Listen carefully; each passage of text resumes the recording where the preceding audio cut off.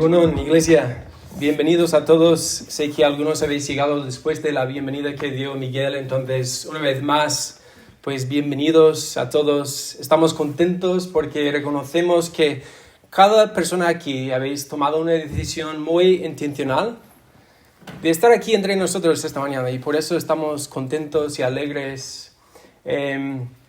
Como siempre es una bendición poder juntarnos otro domingo más para estar aquí, pues intentando glorificar a Dios a través de las alabanzas. Gracias, coro de Videa. Se ve que seguimos formando el coro, entonces si quieres formar parte, si eres miembro de Videa y quieres formar parte del coro, pues por favor habla con nosotros después, ¿vale? Quizás para la gran mayoría de nosotros, a pesar de nuestros muchos fracasos, hemos experimentado un amor tan profundo y tan radical en nuestras vidas que estamos siendo transformados más y más. Y eso es por la gracia de Dios, la gracia de Cristo.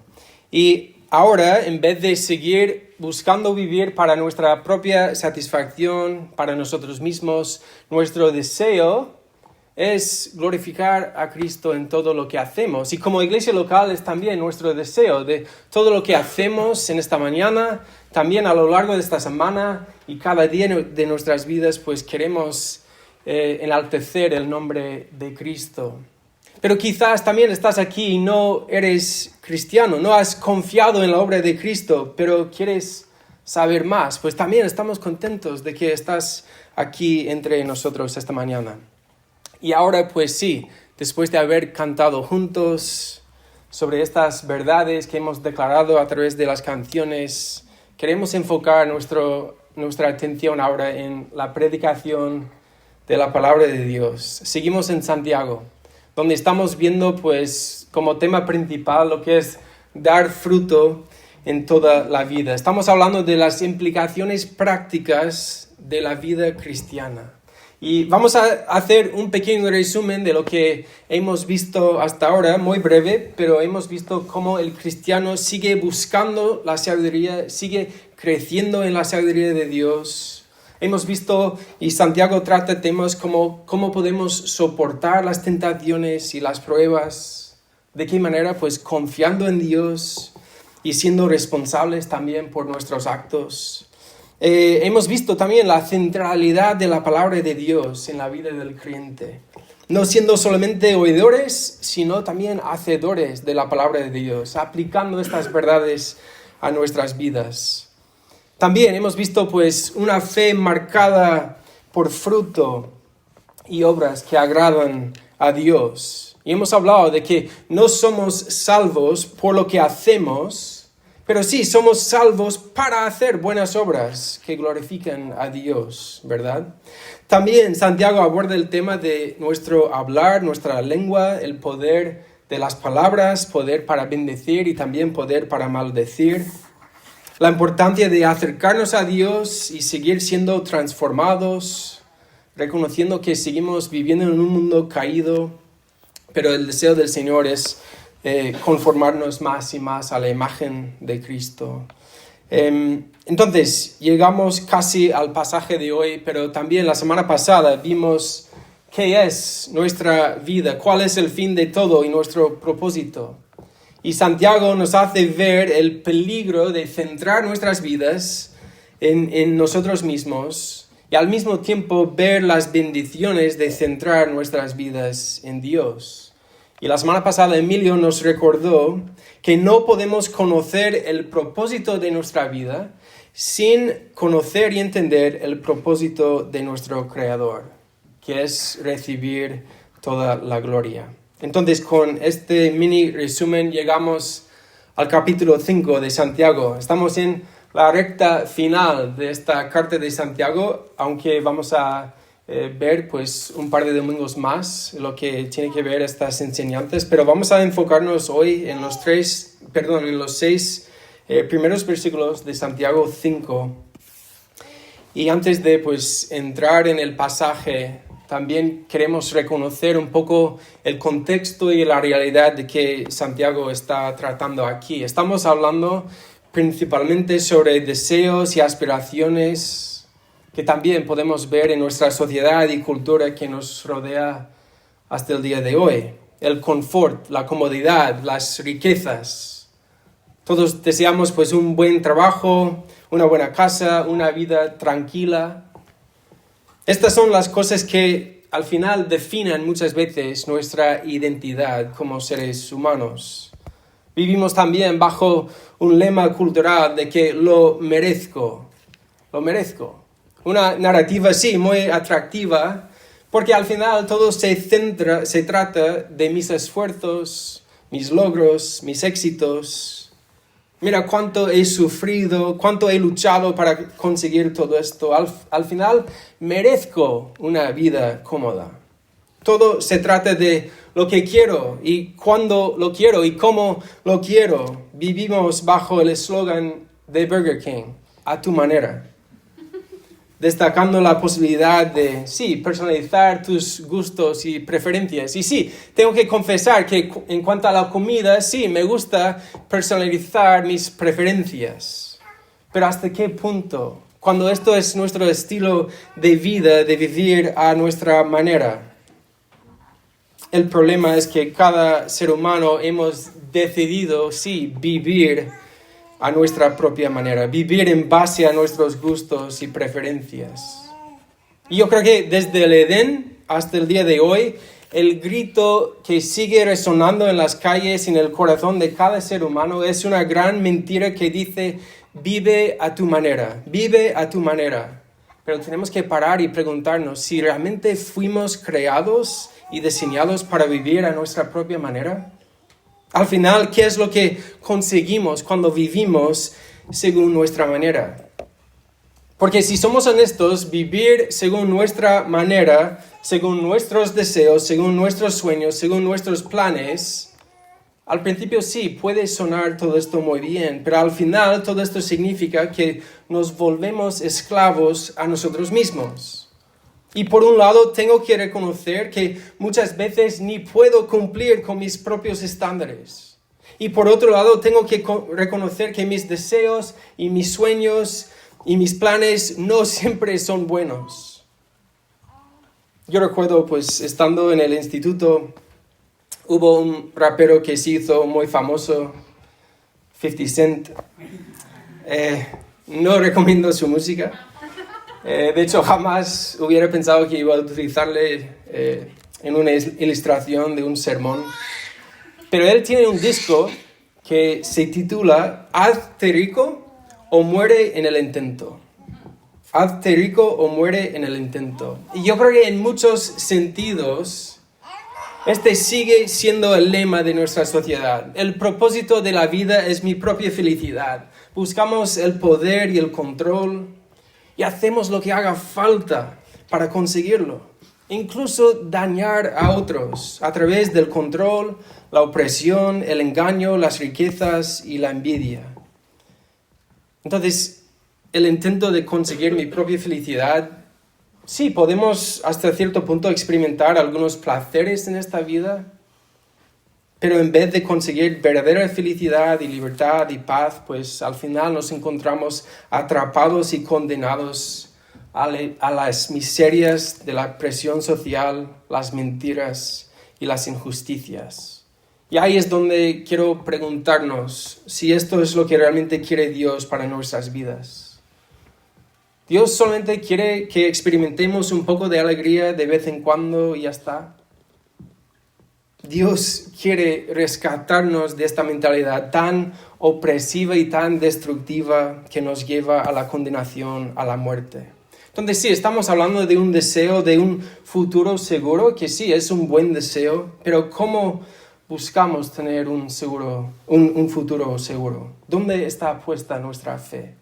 Vamos a orar y ver lo que Santiago quiere decirnos en esta mañana. Dios, te necesitamos, Señor. Tenemos delante de nosotros, pues, tus verdades. Gracias por ellas, Señor. Gracias por traer luz a nuestras vidas, a ver el peligro de si solo centramos nuestras vidas en nuestra propia comodidad, en nuestras riquezas, Señor. Ayúdanos a ver que tú tienes otra visión mucho más bella para nuestras vidas. Ayúdanos a ser honestos mientras que exploramos y andamos a través de este pasaje, Señor, que sí es bastante fuerte, bastante severo lo que se trata aquí, Señor. Así que ayúdanos. Queremos, pues, aprender más de ti y de nosotros mismos. Entonces oramos en el nombre de Cristo. Amén. Muy bien.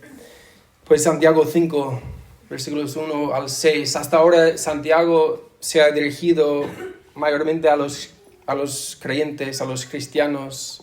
Y aquí pues cambia un poco su enfoque, cambia también su tono. Quizás vemos aquí un tono muy, muy severo, muy serio. Y Santiago nos está apuntando a una realidad futura, una realidad venidera, sobre todo de aquellas personas que han rechazado el Evangelio de Cristo y han centrado sus vidas en sus propios deseos, hasta tal punto que están incluso dispuestos a dañar y oprimir a otras personas para conseguir lo que quieren.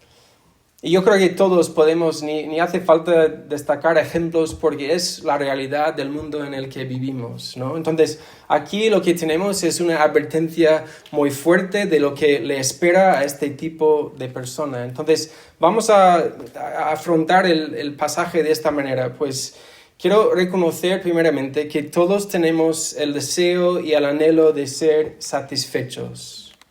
Pero lo que estamos preguntando es, vale, ¿dónde y cómo buscamos nuestra satisfacción? ¿Y cuál será el resultado de dónde buscamos y conseguimos eso? Entonces, por un lado vamos a ver, pues, las consecuencias, ¿vale? Las consecuencias de buscar la satisfacción a través de las riquezas terrenales y por medio de las injusticias. Pero por otro lado, lo que vamos a ver no nos dice necesariamente aquí en este pasaje, pero queremos acabar elevando la grandeza que vemos en encontrar nuestra mayor satisfacción en Jesucristo, una satisfacción eterna y segura, ¿vale? Entonces, en primer lugar, vamos al versículo 1 de Santiago 5. Vamos ahora, ricos, llorad y ayudad por las miserias que os vendrán. Vamos ahora, ricos. ¿Por qué Santiago aquí destaca a los ricos específicamente? Porque si somos honestos, podemos reconocer que las riquezas en sí no son el problema. Una persona puede tener riquezas y ser de mucha bendición a los demás. Uno puede incluso utilizar sus riquezas para el reino de Dios y para su gloria. Pero aquí lo que vemos es el problema del corazón. Santiago no se dirige a estos ricos por el hecho de que tengan mucha riqueza. Obviamente sí, tienen riquezas, pero eso no es el problema. El problema es que su gran riqueza se había convertido en su identidad. Sus riquezas definen quiénes son estas personas. Son personas que encuentran su propósito y su satisfacción en sus bienes y en sus riquezas. Y este es el problema que Santiago está abordando. Y dice, llorad y aullad. Si no es malo tener riquezas, entonces ¿por qué Santiago está dando una advertencia tan severa? Está utilizando incluso el lenguaje profético sobre un juicio final. Podemos recordar las palabras de Isaías 13, versículo 6. Aullad porque cerca está el día de Jehová, vendrá como asolamiento del Todopoderoso. Entonces, cuando estamos hablando del materialismo y las riquezas terrenales, sí, estamos reconociendo que por un lado pueden traer cierta alegría a nuestras vidas, pero si solo buscamos nuestra mayor satisfacción en las cosas terrenales, ay de nosotros. Me gustaría leer una parte del Salmo 73, incluso os invito luego en casa a meditar sobre el Salmo 73.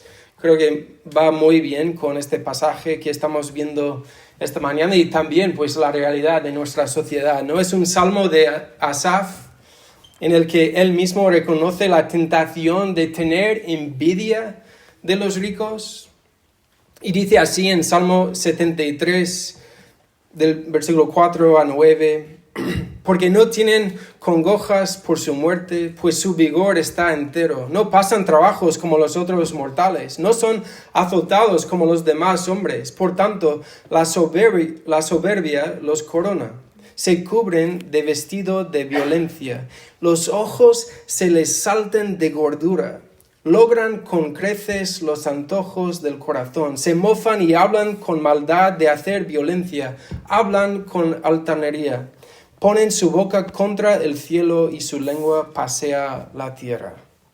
Es una descripción y una imagen muy gráfica de personas que tienen de todo y lo tienen en exceso. Podemos decir, mira, qué bien vive este hombre. Pero ¿cuál es el fin de este tipo de persona? Porque a pesar de lograr exactamente lo que quieren en esta vida terrenal, Santiago dice, llorad y aullad por las miserias que os vendrán.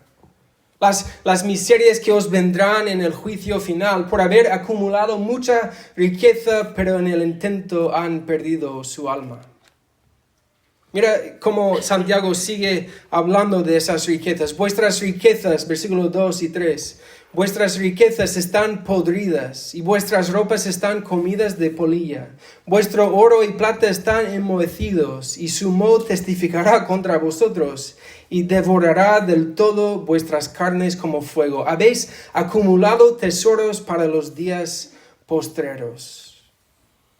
A pesar de tener muchas riquezas en esta vida, no les sirve de nada en la vida venidera. Esta advertencia nos puede recordar quizás de las enseñanzas de Jesús en el Sermón del Monte. Voy a leer en Mateo 6, por ejemplo, Mateo 6, 19 al 21. No os hagáis tesoros en la tierra, donde la polilla y el orín corrompen, y donde ladrones minan y hurtan, sino haceos tesoros en el cielo, donde ni la polilla ni el orín corrompen, y donde ladrones no minan ni hurtan, porque donde esté vuestro tesoro, ahí estará también vuestro corazón. Y también Jesús sigue en versículo 24 diciendo, ninguno puede servir a dos señores, porque o aborrecerá a uno y amará al otro, o estimará al uno y menospreciará al otro. No podéis servir a Dios y a las riquezas.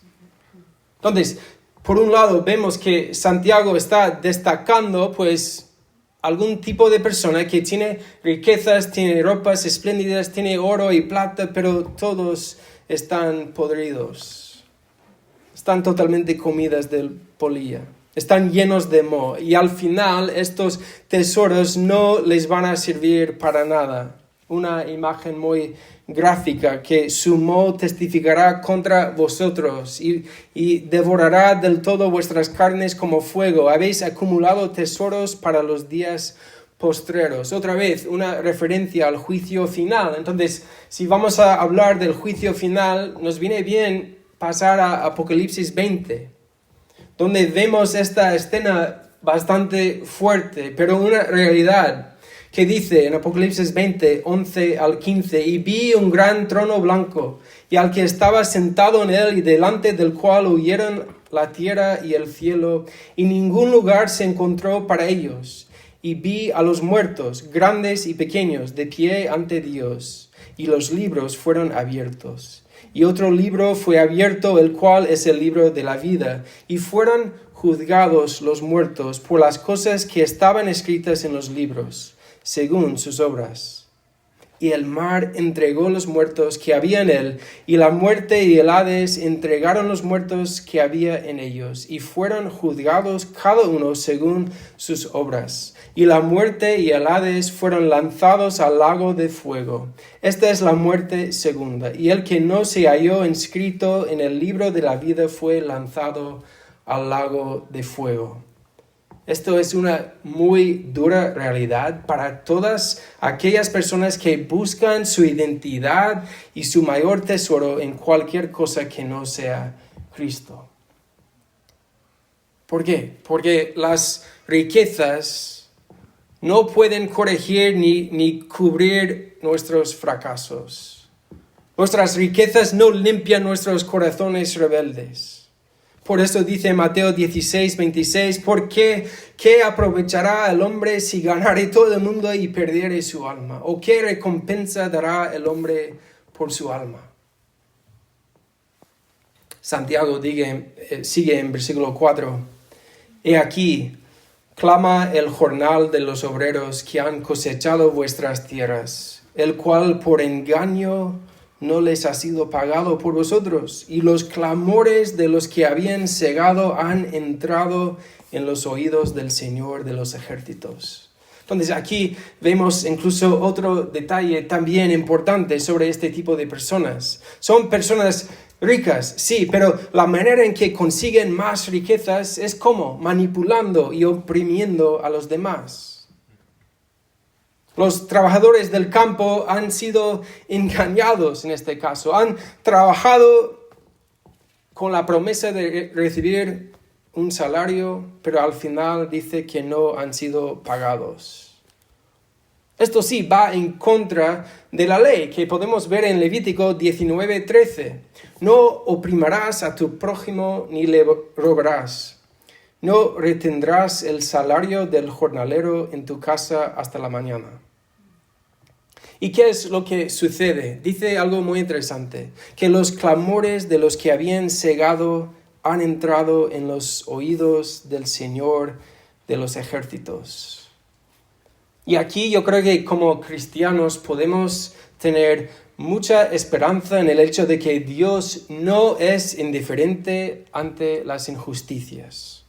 Los clamores de los oprimidos llegan al Señor de los ejércitos. Una descripción que representa a Dios como un guerrero que va a la batalla contra sus enemigos. Un pastor estadounidense dice así sobre esta idea del Señor de los ejércitos, que se opone a la injusticia. Puedes estar seguro de que los gritos de las víctimas indefensas siempre llegan a los oídos del Señor de los ejércitos. Los injustos tratan de pecar en secreto, pero el Señor de los ejércitos no puede ser engañado y reparará todo crimen. Buscar venganza es redundante, pues Dios se vengará. ¿Dónde vemos este concepto de lo que está hablando aquí este pastor? Pues Romanos 12, tenemos un claro ejemplo que dice, no os venguéis vosotros mismos, amados míos, sino dejad lugar a la ira de Dios. Porque escrito está, mía es la venganza, yo pagaré, dice el Señor. Así que, si tu enemigo tuviere hambre, dale de comer, si tuviere sed, dale de beber, pues haciendo esto, acusas de fuego amontarás sobre su cabeza. No seas vencido de lo malo, sino vence con el bien el mal. Yo creo que quizás es necesario parar aquí un momento para reconocer que el concepto de un Dios vengativo puede ser incluso incómodo para algunos. Hablar de la ira de Dios o el hecho de que Dios es un Dios que juzga es muy ofensivo para muchas personas. Entonces, ¿cómo podemos entenderlo? El juicio de Dios es diferente que nuestro juicio. ¿Por qué? Porque Dios juzga con una justicia verdadera y perfecta. La ira de Dios no se trata de un Dios tirano o asesino. No, la ira de Dios nace al final de un profundo amor por su creación. Ser indiferente ante la maldad y la injusticia sería al final una falta de amor.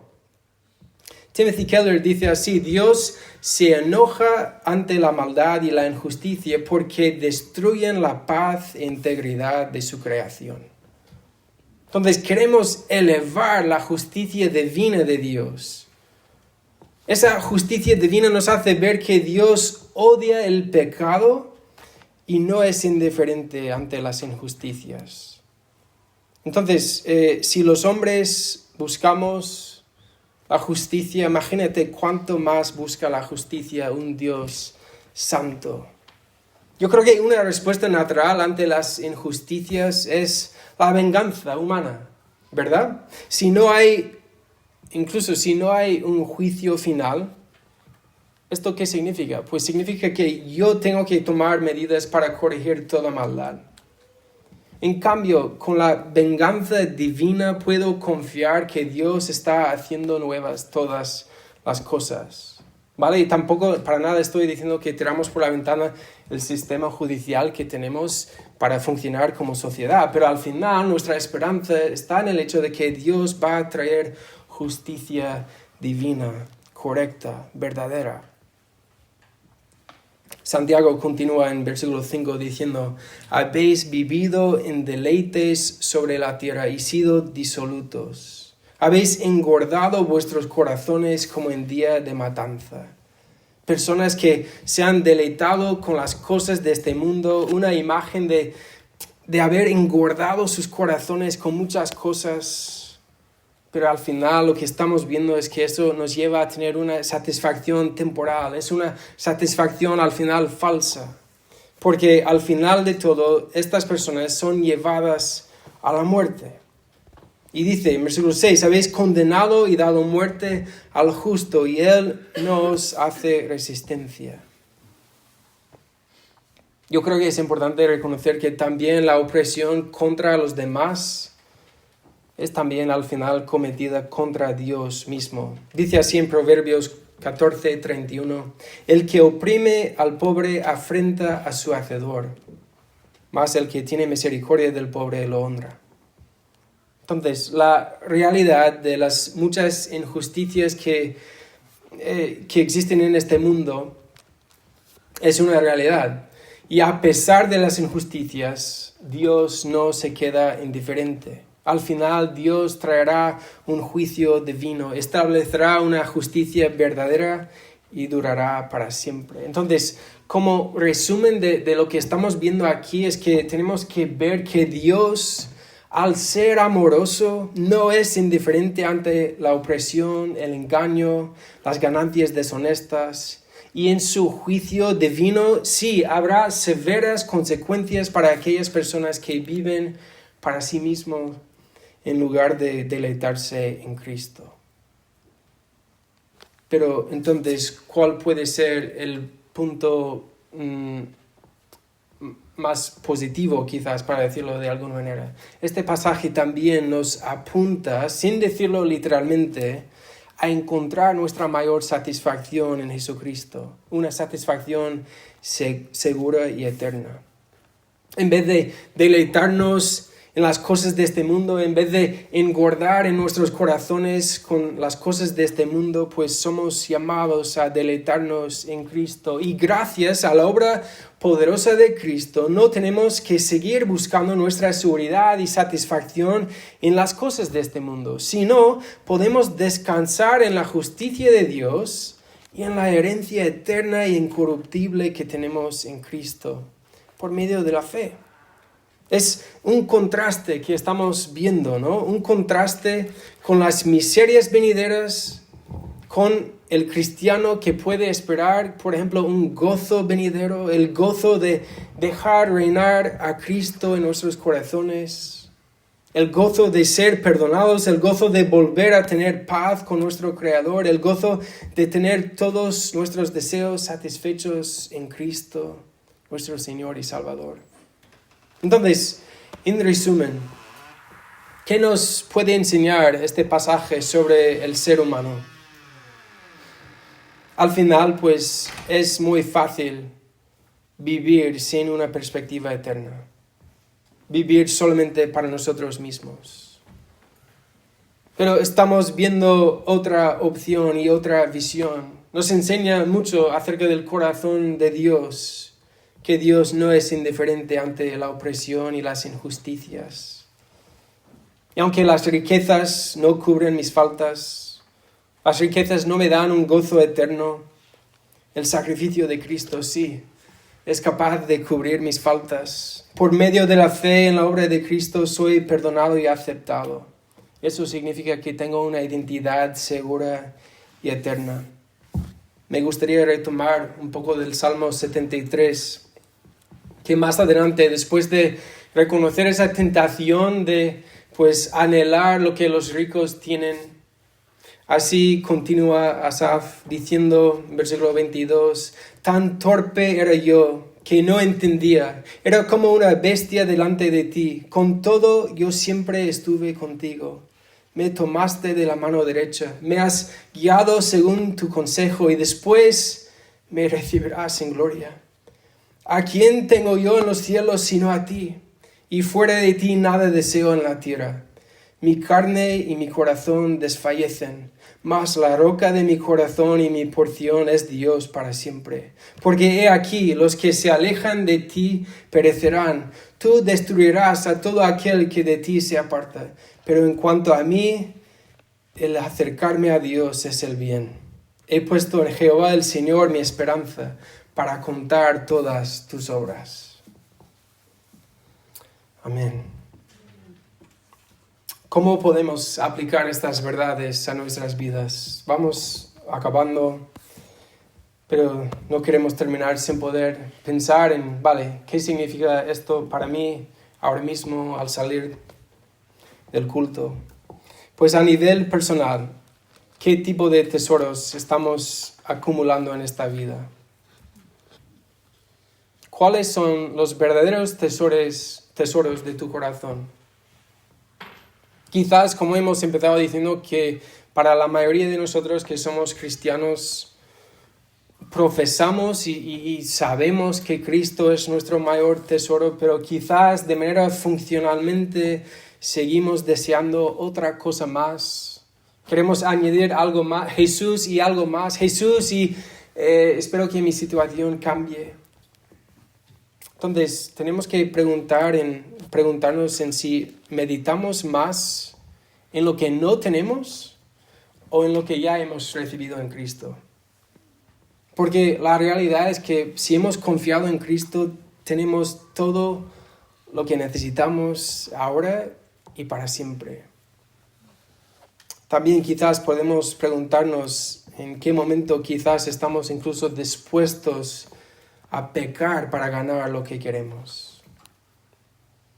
Mira, quizás también para aplicar este pasaje dices, mira, pues yo no soy rico y también no soy una persona opresiva, entonces mira, yo me libro.